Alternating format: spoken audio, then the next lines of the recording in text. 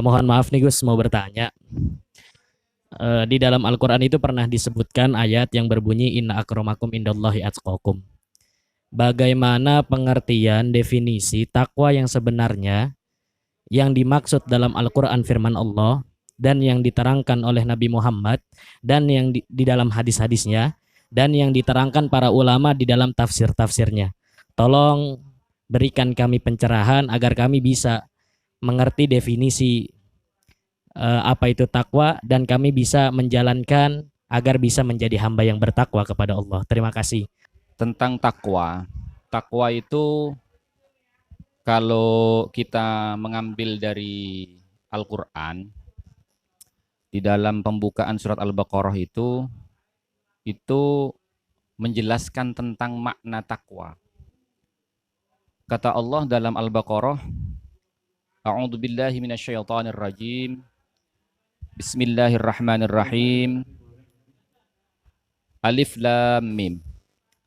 Dzalikal kitabu la raiba fih. Hudal lil muttaqin. Alladzina yu'minuna bil ghaibi yuqimuna sholata wa mimma razaqnahum yunfiqun. Kata Allah dalam Al-Qur'an itu, dzalikal kitabu la raiba fih. Itu kitab yang dibaca oleh Nabi Muhammad, yang disampaikan oleh Nabi Muhammad, la raiba fih. Tidak ada keraguan di dalamnya. Hudal lil muttaqin, dan bisa menjadi petunjuk bagi orang-orang yang bertakwa. Nah, di situ yang jadi pertanyaan kan apa sih maknanya takwa itu di dalam Al-Qur'an ya? Kata Allah, orang bertakwa itu alladzina yu'minuna bil ghaib.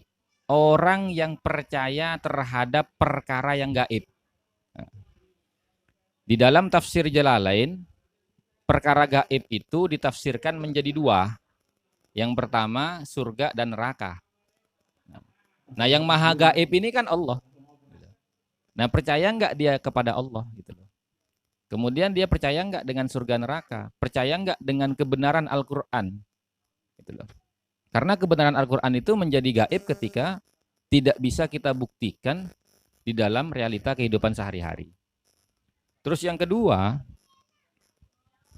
wa yuqimunas sholata, senantiasa mendirikan sholat. Nah, di situ sering saya sampaikan kepada teman-teman sekalian bahwasanya susunan kalimat wa yuqimunas sholata itu, kenapa sih Allah menggunakan kalimat aqama yuqimu? Kenapa Allah tidak menggunakan kalimat af'ala yuf'ilu atau wa yuf'ilunas sholata, mengerjakan sholat? Tapi kalau wa yuqimunas sholata, mendirikan sholat. Gitu loh. Artinya kan sama, mendirikan dengan mengerjakan itu sama sekilas gitu loh. Cuma bedanya kalau kalimatnya itu yaf'alunas sholata, mengerjakan sholat, itu hanya bertumpu kepada aktivitas jasmani. Tapi kalau wa yuqimunas sholata, itu dua, jasmani rohani harus senantiasa mendirikan sholat. Kalau jasmaninya saja, itu hanya formalitas. Seperti kita melaksanakan sholat 5 waktu. Subuh, zuhur, asar, maghrib, isya. Itu aktivitas formalitas jasmani kita. Tapi di luar itu, kita harus mendirikan sholat selama 24 jam. 24 jam itu kita harus mendirikan sholat. Gitu. Karena apa? Karena orang ketika mengerjakan pekerjaan sholat atau formalitas daripada ibadah, yakni sholat yang kita kerjakan 5 waktu itu, harus menghasilkan atau harus menciptakan pribadi yang tanha anil fahsya'i wal munkar. Karena inna sholatah tanha anil fahsya'i wal munkar. Sholat yang sempurna itu artinya zahir batinnya sholat. Itu bisa mencegah perbuatan keji dan mungkar. Artinya membentuk kepribadian orang agar supaya bisa tercegah dari perbuatan keji dan mungkar. Terus wa mimma razaqnahum yunfikun. Dan dari sebagian karunia yang Allah anugerahkan kepadanya, yunfikun, dia alokasikan ke tempat-tempat yang mendatangkan ridhonya Allah. Ini makna takwa di dalam Al-Quran. Kurang lebihnya seperti itu. Dan takwa itu letaknya di mana? Di hati. Sebagaimana sabdanya Nabi Muhammad SAW. Nah, ini perkara takwa menurut hadis Nabi. Ada hadis Nabi yang redaksinya seperti ini. Inna fil jasati mudghah. Sesungguhnya di dalam jasad manusia itu ada segumpal daging. Idza soluhat soluhal jasadu kullu. Kalau segumpal daging yang ada dalam jasad masing-masing orang itu baik, soluhal jasadu kullu, maka seluruh jasadnya itu akan menjadi baik.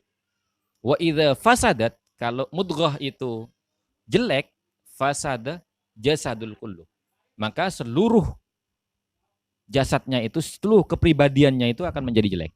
Kata Nabi, ala wahiyal qalbu. Ketahuilah apa mudghah itu adalah hati. Hati. Nah, itu pengertian daripada takwa menurut firman Allah dalam Al-Quran surat Al-Baqarah dan hadis Nabi. Itu loh. Nah, kemudian ketika kita sudah bertakwa itu, bagaimana ciri-ciri orang takwa? Orang takwa itu salah satunya akan mendapatkan kemuliaan dari Allah di dunia dan akhirat. Artinya orang ini pantas kita muliakan karena takwanya. Nah, sebagaimana penafsiran daripada Shahibur Ratib As-Sayyid Al-Habib Abdullah bin Alwi Al-Haddad di dalam kitabnya Nasaihud Diniyah wal Wasayal Imaniyah. Di situ dijelaskan bahwasanya takwa itu ketika Shahibur Ratib itu menjelaskan tentang firman Allah, inna akramakum indallahi atqakum. Sesungguhnya orang yang paling mulia di sisi Allah itu adalah orang yang paling bertakwa. Nah, beliau mengatakan begini, mentafsirkan ayat ini, faja'alal karamata indahu bittaqwa. Allah itu menjadikan kemuliaan indahu di sisinya bittaqwa, karena sebab takwanya. La bil ansab, bukan karena nasabnya.